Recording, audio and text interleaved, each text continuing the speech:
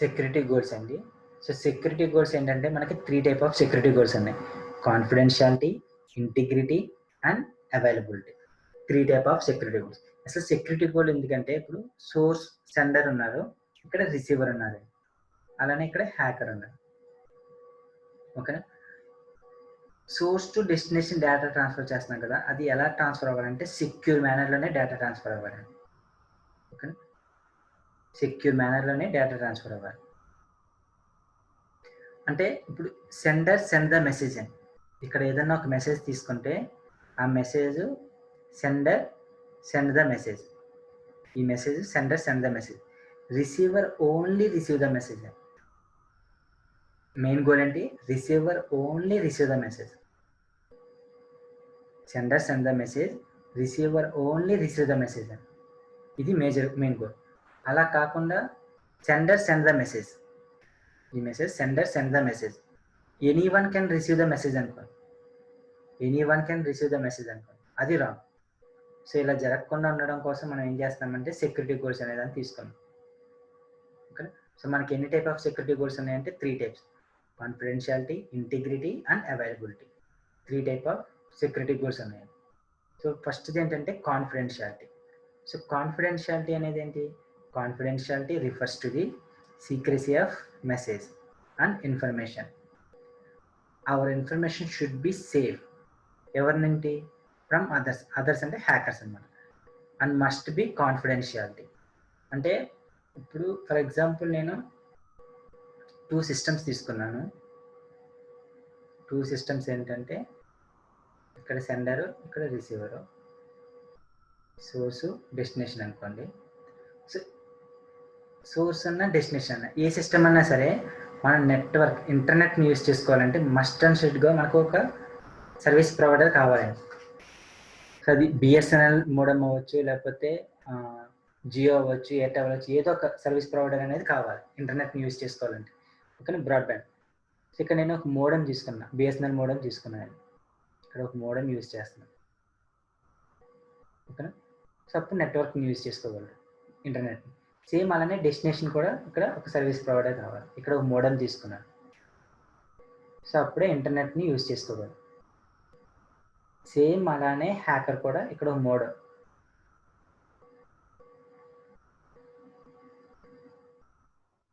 అలానే హ్యాకర్ కూడా same procedure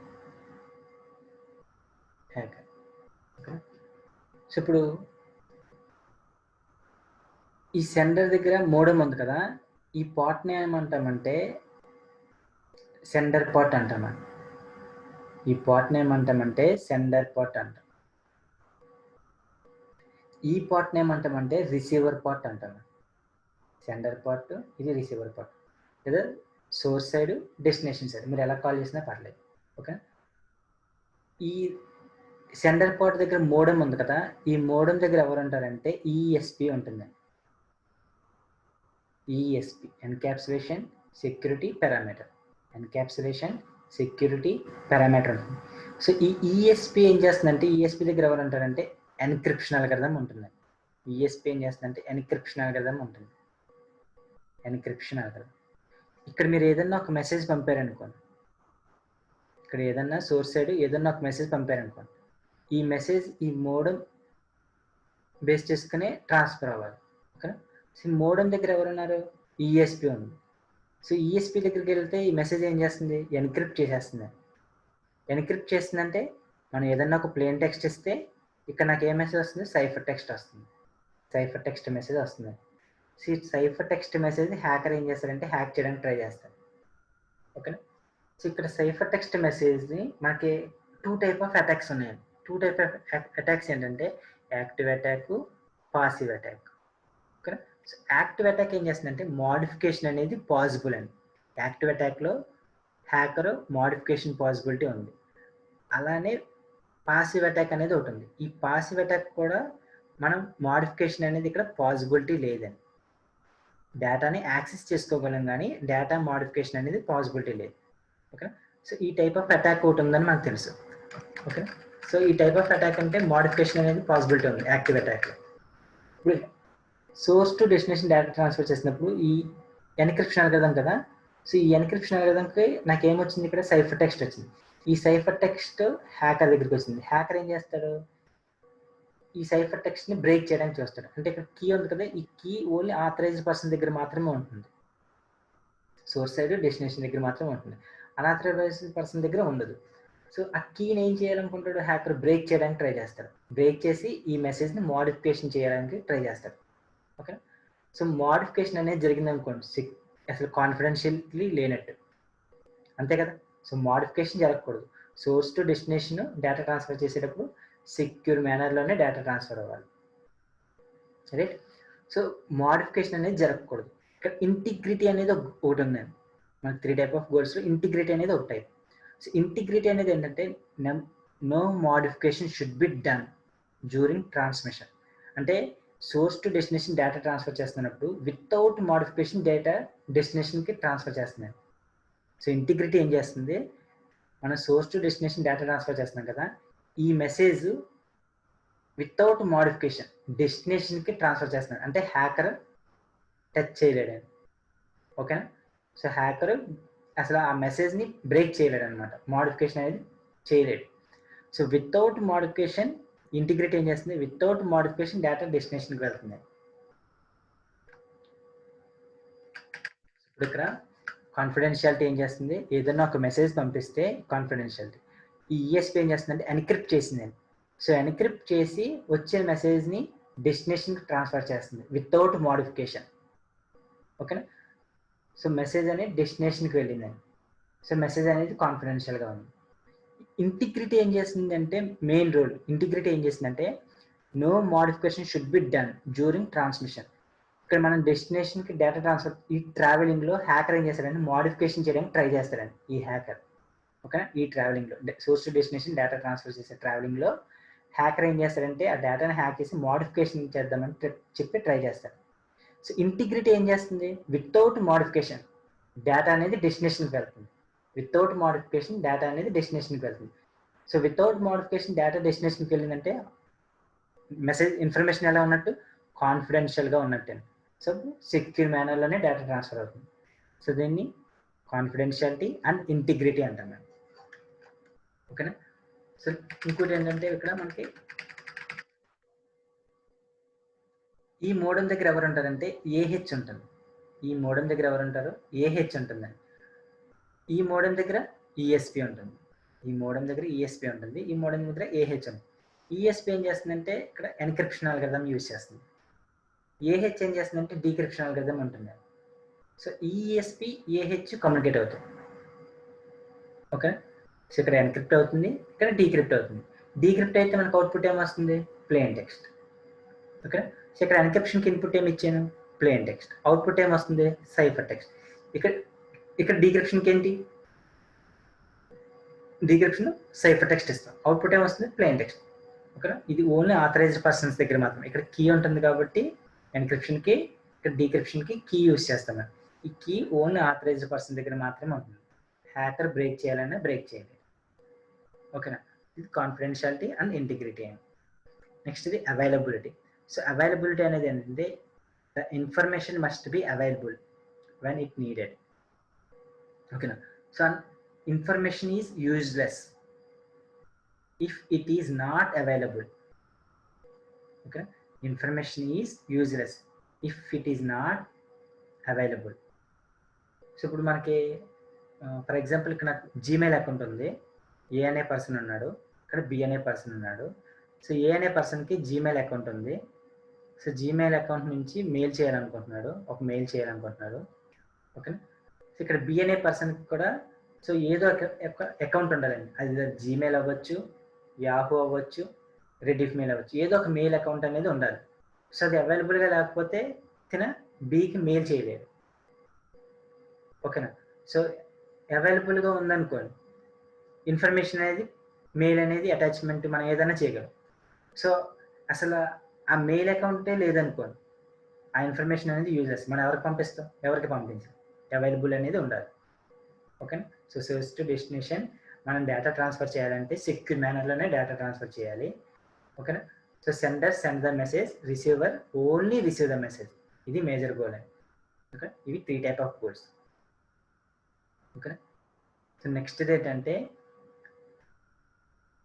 arithmetic operator అండి, modular arithmetic operation. So topic ఏంటి? Modular arithmetic operation. సో మనకి ఇందులో ఎడిషన్, సబ్ట్రాక్షన్, మల్టిప్లికేషన్, డివిజన్, ఇలా 4 టైప్స్ ఉన్నాయి. Addition, subtraction, multiplication and division. So addition అనేది ఏంటంటే, ఎడిషన్ ఫార్ములా ఏంటంటే A mod n plus B modern.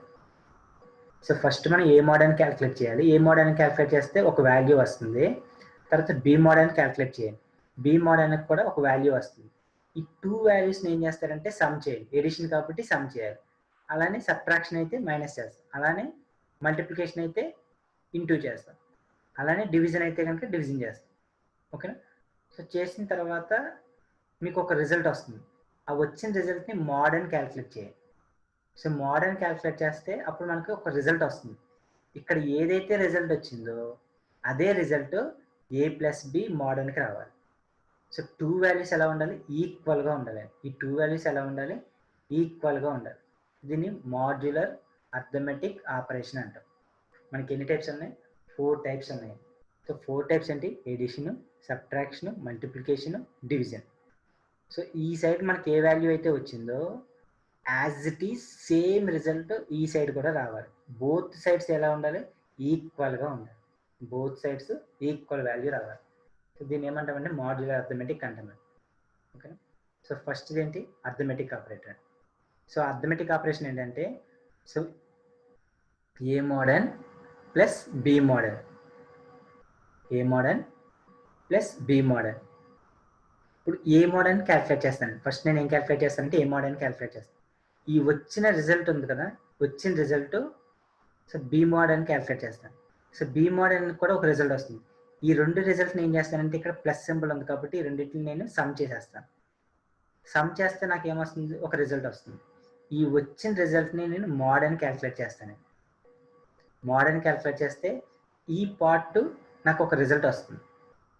ఆ రిజల్ట్ ఏదైతే వచ్చిందో ఈక్వల్ టు తర్వాత ఆఫ్టర్, ఈక్వల్ టు ఆఫ్టర్ మనకి ఇంకో ఫార్ములా ఉంది, ఏ ప్లస్ బి మోడర్న్. సో ఇది క్యాలిక్యులేట్ చేస్తే కనుక ఒక రిజల్ట్ వస్తుంది. ఈ 2 రిజల్ట్లు ఏమవ్వాలంటే ఈక్వల్గా ఉండాలి. ఈ 2 రిజల్ట్ ఎలా ఉండాలి? ఈక్వల్గా ఉండాలి. ఓకేనా? సో సాల్వ్ చేద్దాం. సో ఫస్ట్ నాకు ఏమి ఇచ్చాడు? ఏ వాల్యూ ఇచ్చాడండి. ఏ value 11, B value 15, N value 18. మన ఫార్ములా ఏంటి? ఏ mod n అంటే 11 mod 8. సో ఫస్ట్ ఏంటంటే నేను ఏ మోడర్న్ క్యాలిక్యులేట్ చేస్తున్నాను. ఏ మోడర్న్ వాల్యూ ఎంత? ఏ వాల్యూ ఎంత? 11 mod బి ఎన్ వాల్యూ ఎంత? 18. సో ఇప్పుడు నేను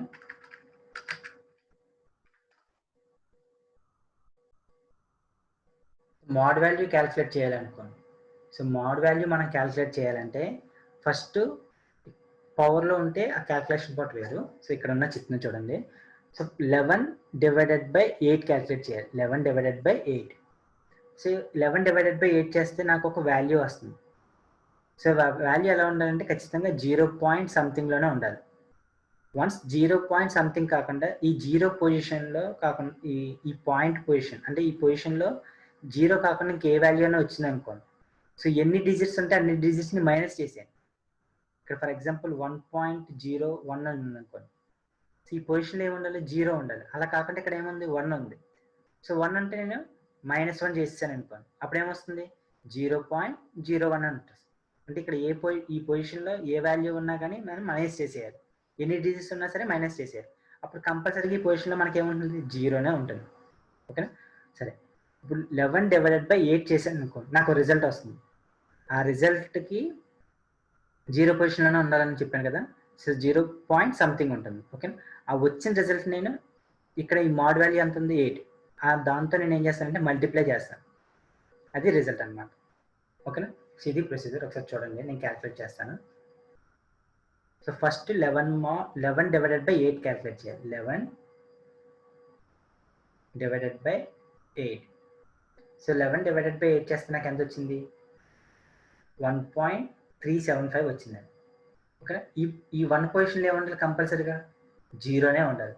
జీరో కాకుండా ఏమున్నా కానీ ఆ వాల్యూ నేను మైనస్ చేసేస్తాను. ఇక్కడ 1 ఉంది కాబట్టి నేను -1 చేసేస్తానండి. -1. సో -1 చేస్తే నాకు ఏమొచ్చింది, కంపల్సరీగా ఈ పొజిషన్ జీరోనే వచ్చిందండి. ఈ వాల్యూ మారలేదు. ఓకే, ఈ వాల్యూ మారలేదు, ఈ వాల్యూ ఒకటే మారుతుంది. ఓకే, సో 0.375 వచ్చింది.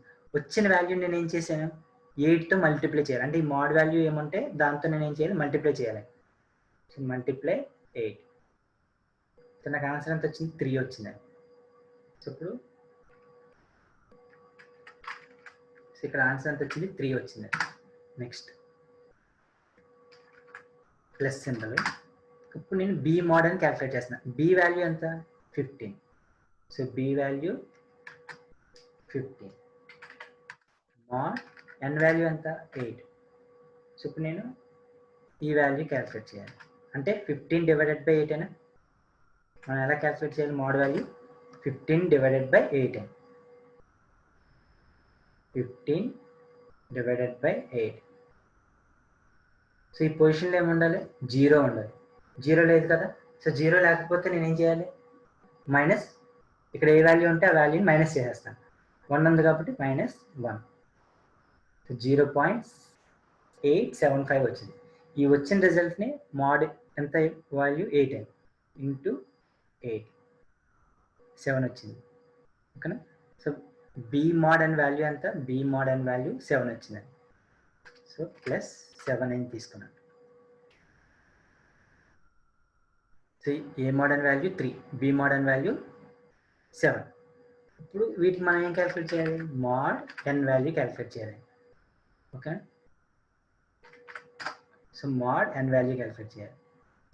7 ప్లస్ ఈ రెండు వాల్యూస్ మనం ఏం చేయాలి, సమ్ చేసేయాలి. సమ్ చేసేస్తే ఎంత వచ్చింది, 10 వస్తుంది. సమ్ చేస్తే ఏమొస్తుంది, 10 వస్తుంది. మోడ్ ఎన్ వాల్యూ అంటే 8. 10 మోడ్ సమ్ చేస్తే ఎంత ఆన్సర్, 10 మోడ్ 8. సో 10 మోడ్ 8ని నేను ఏం చేయాలి, 10 డివైడెడ్ బై 8, 1.25 వచ్చింది. సో ఈ పొజిషన్లో కంపల్సరీ 0నే ఉండాలండి. ఇక్కడ వాల్యూ 1 ఉంది. సో 1 ఉంది కాబట్టి నేను 1 మైనస్ చేస్తాను. సో 0 పాయింట్ వచ్చింది. వచ్చిన వాల్యూ 8. సో అంత 2 వచ్చింది. 10 మోడ్ 8 వాల్యూ ఎంత, 2 అని. ఓకేనా. సో ఇప్పుడు ఇక్కడ 2 వచ్చింది కదా, ఈ పొజిషన్లో ఉన్న వాల్యూ ఎంత వచ్చింది, 2 వచ్చింది. సో కంపల్సరీగా ఈ పొజిషన్లో ఏ ప్లస్ బి మోడ్ ఎన్, ఈ వాల్యూ కూడా ఎంత రావాలి, కంపల్సరీగా 2 రావాలి. అంటే బోత్ సైడ్స్ ఈక్వల్గా ఉండాలి. ఓకే, సో చూడండి, సో ఇక్కడ equal to a plus b mod n n. So A value ఎంత, 11 ప్లస్ బి వాల్యూ ఎంత, 15. A value 11, B value 15 mod n value ఎంత, 8. ఓకే, సో ఇప్పుడు ఇక్కడ 11 ప్లస్ 15 సమ్ చేయండి. 11 ప్లస్ 15 సమ్ చేస్తే ఎంత, 26 మోడ్ 8. సో 26 మోడ్ 8 వాల్యూ ఎంత, 26 మోడ్ 8 వాల్యూ ఎంత, 26 మోడ్. మళ్ళీ క్యాల్కులేట్ చేయండి. సో 26 డివైడెడ్ బై 8, 3.25 వచ్చింది. ఈ పొజిషన్లో 2 ఉండాలని చెప్పాను కదా, సారీ, ఈ పొజిషన్లో కంపల్సరీగా 0 ఉండాలి. ఏ వాల్యూ ఉంది, 3 వాల్యూ ఉంది. సో 3ని మైనస్ చేసేస్తున్నాను సార్. 3 మైనస్ చేశాను. సో మైనస్ చేస్తే 0.25 వచ్చింది. ఓకేనా. సో ఇప్పుడు ఇంటూ 8 ఎంత వచ్చింది ఆన్సర్, 2 వచ్చింది. So 26 mode 8. సో ఇక్కడ వాల్యూ ఎంత వచ్చింది, 2 వచ్చిందండి. చూడండి, 2 బోత్ సైడ్స్ ఈక్వల్గా ఉన్నాయి. బోత్ సైడ్స్ ఈక్వల్గా ఉంది. సేమ్ అలానే ఎడిషన్ ఎలా చేసాము అలానే subtraction, multiplication and division same procedure అండి. ఇక్కడ సింబల్ చేంజ్ అవుతుంది అంతే. ఎడిషన్ ప్లేస్లో సబ్ట్రాక్షన్ యూజ్ చేస్తాం. ఎడిషన్ ప్లేస్లో సబ్ట్రాక్షన్, అలాగే ఈ సింబల్ ప్లేస్లో మల్టిప్లికేషన్. అదే డివిజన్ అయితే డివిజన్ యూజ్ చేస్తామండి. ఓకే, సో దీన్ని ఏమంటామంటే మాడ్యులర్ అర్థమెటిక్ అంటాం, మాడ్యులర్ అర్థమెటిక్. సో సబ్ట్రాక్షన్ చూడండి, సో సబ్ట్రాక్షన్ ఫార్ములా ఏంటి, ఎడిషన్కి ఏదైతే ఫార్ములా ఉన్నా సేమ్ అదే ఫార్ములా, బట్ ఇక్కడ సబ్ట్రాక్షన్ కాబట్టి సబ్ట్రాక్షన్ సింబల్ యూజ్ చేసామండి, మైనస్. అలాగే ఈక్వల్ టు అవతల కూడా సబ్ట్రాక్షన్ సింబల్ యూజ్ చేసాం. సో ఇక్కడ ఏదైతే వాల్యూ తీసుకున్నామో సేమ్ అయ్యే వాల్యూస్ తీసుకున్నామండి, ఇక్కడ కూడా సేమ్ వాల్యూస్ తీసుకున్నాం. A value 11, B value 15 and N value 8. So A value A mod n, B mod n అండి. ఏ మోడర్న్ వాల్యూ ఎంత వచ్చింది 3, సో ప్రీవియస్లో మనం క్యాలిక్యులేట్ చేస్తాం. అలానే బి మోడర్న్ వాల్యూ ఎంత వచ్చింది 7. Okay, A value 3, B value 7.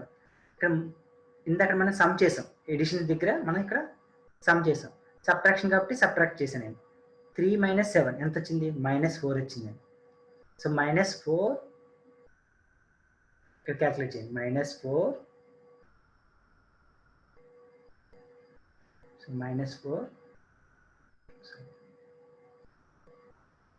-4 divided by 8 -0.5 వచ్చిందండి ఇంటూ 8 -4 వచ్చింది. సో వాల్యూ ఎంత వచ్చింది -4. ఇప్పుడు ఈక్వల్ టు తర్వాత ఎంత ఉంది, ఏ మైనస్ బి మోడర్న్ అంటే ఏ మైనస్ బి అంటే 11 - 15 mod 18. సో 11 - 5 15, 11 - 15 అంటే ఎంత వచ్చింది మనకి -4 mod 18. సో ఇక్కడ కూడా -4 కదా. సో -4 mod వాల్యూ ఎంత వచ్చింది మనకి -4 వచ్చింది. -4 mod 8 క్యాల్కులేట్ చేస్తే మనకి ఆన్సర్ ఎంత వచ్చింది -4 వచ్చింది. సేమ్ ఆన్సర్ ఇక్కడ కూడా సేమ్ ఏ కాబట్టి ఆన్సర్ ఎంత వస్తుంది 4. Both sides equal. ఓకే, అలానే ఇప్పుడు మల్టిప్లికేషన్ చూడండి, సేమ్ ఫార్ములా ఇక్కడ ఏమైంది మల్టిప్లికేషన్ యూజ్ చేస్తున్నాం. ఇక్కడ ఏ మోడర్న్ ఇంటూ బి మోడర్న్, ఈ రెండింటికి మనం ఏం క్యాల్కులేట్ చేయాలి, మోడర్న్ క్యాల్కులేట్ చేయాలి. ఇక్కడ ఏదైతే రిజల్ట్ వచ్చిందో సేమ్ ఇవతల కూడా సేమ్ రిజల్ట్ రావాలి. ఫార్ములా ఏంటి, A into B mod n. Okay, so A value ఏదైతే యూజ్ చేస్తామో ఇక్కడ సేమ్ అదే యూజ్ చేస్తామండి. Same A value 11, B value 15, N value 8. So A mod n answer ఎంత 3 అని, బి మోడర్న్కి 7. సో ఏ ఇంటూ బి ఇంత ఫస్ట్ ఏం చేసామంటే సమ్ చేసామండి, ఎడిషన్ కాబట్టి. సబ్ట్రాక్షన్ కాబట్టి సబ్ట్రాక్షన్ చేసాం, మైనస్ చేసాం. మల్టిప్లికేషన్ కాబట్టి మల్టిప్లై చేయండి. 7 × 3 21 mod 8 చేయండి, 21 mod 8, 21 డివైడెడ్ బై 8 2.625 వచ్చింది. ఈ పొజిషన్లో కంపల్సరీగా ఏముండాలి, 0నే ఉండాలి. ఓకే, కానీ ఏముంది 2 ఉందండి, అంటే ఇక్కడ ఏ వాల్యూ ఉంటే ఆ వాల్యూని మైనస్ చేసేస్తాను, -2 చేసాను, 0.625 వచ్చింది. వచ్చిన రిజల్ట్ని ఇంటూ మాడ్ వాల్యూ అంతా 8 కదా, సో 8 చేసాను, అంటే ఇక్కడ ఎంత వచ్చిందండి 5 వచ్చింది. ఇప్పుడు ఈక్వల్ టు తర్వాత ఏ ఇంటూ బి మోడర్న్ అండి. Okay, so A into B మోడర్న్కి సే ఏ ఎంత 11, బి ఎంత 15. ఈ రెండింటిని మల్టిప్లై చేస్తే 165 వచ్చింది. ఈ రెండింటిని మల్టిప్లై చేస్తే నాకు ఎంత వచ్చింది 165 వచ్చింది. ఈ 165 mod n క్యాల్కులేట్ చేయండి, 165 డివైడెడ్ బై 8. ఓకేనా, సో చూడండి ప్రీవియస్ క్యాల్కులేట్ చేసినప్పుడల్లా మనకి 1 డిజిటే వచ్చింది ఈ పొజిషన్లో. ఇప్పుడు ఎన్ని డిజిట్స్ వచ్చింది, 2 డిజిట్స్ వచ్చినాయి. బట్ ఈ పొజిషన్లో ఎంత ఉండాలన్నాను, 0నే ఉండాలి. ఓకేనా, బట్ ఈ పొజిషన్లో 0 కాకుండా ఎన్ని డిజిట్స్ ఉన్నా ఎంత వాల్యూ ఉన్నది కానీ దాన్ని మనం ఏం చేయాలంటే మైనస్ చేసేయాలి. సో ఇక్కడ 20 ఉంది కాబట్టి నేను -20 చేసేసాను. సో -20 చేస్తే ఇక్కడ పొజిషన్లో కంపల్సరీ 0నే వచ్చింది. ఓకే, 0.625 × 8 5 వచ్చిందండి. ఓకేనా, సో మనకి రెండు values same, both values same, multiplication కూడా సేమ్. ఇప్పుడు అలానే డివిజన్ కూడా. సో డివిజన్ ఏంటి, సేమ్ అదే ఫార్ములా. సో ఏ mod n value 3, B mod n value 7, 3/7 అండి. ఓకేనా, సో 7/3 వాల్యూ ఎంత వస్తుందంటే మనకి ఇక్కడ 7/3, 7 డివైడెడ్ బై 3. సో 2.33 వచ్చింది, 2.33 వచ్చింది. సో ఈ పొజిషన్ ఎంత ఉండాలని చెప్పాను, 0 ఉండాలి. సో 2.33 వచ్చింది కాబట్టి నేనేం చేస్తున్నాను అంటే -2 చేశాను. సో ఈ పొజిషన్ ఏమొచ్చింది 0.33 వచ్చింది. ఈ వచ్చిన రిజల్ట్ని ఇంటూ 8 చేయండి. 2.66 వచ్చిందండి. ఓకేనా. 2.4 ఉంటే 2 వేయాలండి. అలా కాకుండా 2.5, 2.6 అంటే ఈ పాయింట్ పొజిషన్లో 4 ఉంటే కనుక ఇక్కడ ఏ నెంబర్ ఉంటే ఆ నెంబరే వేయాలి.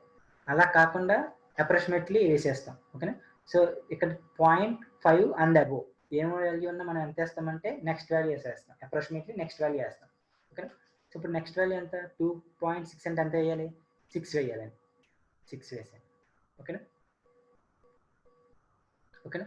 అంటే ఇక్కడ ఆన్సర్ ఎంత వచ్చింది 3/7 మోడ్ వాల్యూకి 6 mod 8 వచ్చింది. ఓకేనా. సో వాల్యూ ఎంత వచ్చింది సారీ 3/7 mod 8 వాల్యూ ఎంత వచ్చిందండి 3 వచ్చిందండి. సో వాల్యూ ఎంత 3. అలానే ఇక్కడ సేమ్ వాల్యూ రావాలి కదా a/b mod n అండి. a/b mod n ఏ వాల్యూ ఎంత 11 డివైడెడ్ బై 15. సో ఇప్పుడు చూడండి ఇక్కడ 15 డివైడెడ్ బై 11 వేయండి. సో 15 డివైడెడ్ బై 11 వేస్తే 1.3636 అని వచ్చింది. సో ఈ పొజిషన్లో 1 ఉండాలి కాబట్టి 0 ఉండాలి కాబట్టి నేను ఏం చేశాను -1 అంటే 1 ని మైనస్ చేసాను. సో 0.3636 అని వచ్చింది ఇంటూ 8. సో ఎంత వచ్చింది 2.90 వచ్చింది. 2.90 అంటే ఈ పొజిషన్లో 0.5 అండ్ అబోవ్ ఎంత ఉన్నా కానీ అప్రాక్సిమేట్లీ ఆ నెక్స్ట్ వాల్యూ వేసేస్తాం. ఓకేనా. సో 2.9 ఉంది కాబట్టి అప్రాక్సిమేట్లీ నెక్స్ట్ వాల్యూ ఎంత 3 అని. సో ఈ బోత్ సైడ్ వాల్యూ కూడా సేమ్. ఓకే. సో ఈ 2 వాల్యూస్ ఈక్వల్ అని. ఓకే. ఇక్కడ ఏదైతే వాల్యూ వచ్చిందో సేమ్ అదే వాల్యూ ఇక్కడ కూడా బోత్ వాల్యూస్ ఈక్వల్. అలానే ఎడిషన్కి సేమ్, సబ్ట్రాక్షన్కి సేమ్, అలాగే multiplication and division. Okay. So both values same రావాలి. ఇక్కడ మనం ఏ ఫార్ములా అయితే యూజ్ చేసామో ఆ ఫార్ములాకి వచ్చిన రిజల్ట్ ఈక్వల్ టు తర్వాత ఉన్న రిజల్ట్ ఈ బోత్ వాల్యూస్ సేమ్ అవ్వాలి. ఓకే. సో దీన్ని ఏమంటామంటే మాడ్యులర్ అర్థమెటిక్ అంటాం. సో మాడ్యులర్ అర్థమెటిక్ అంటాం. ఓకేనా.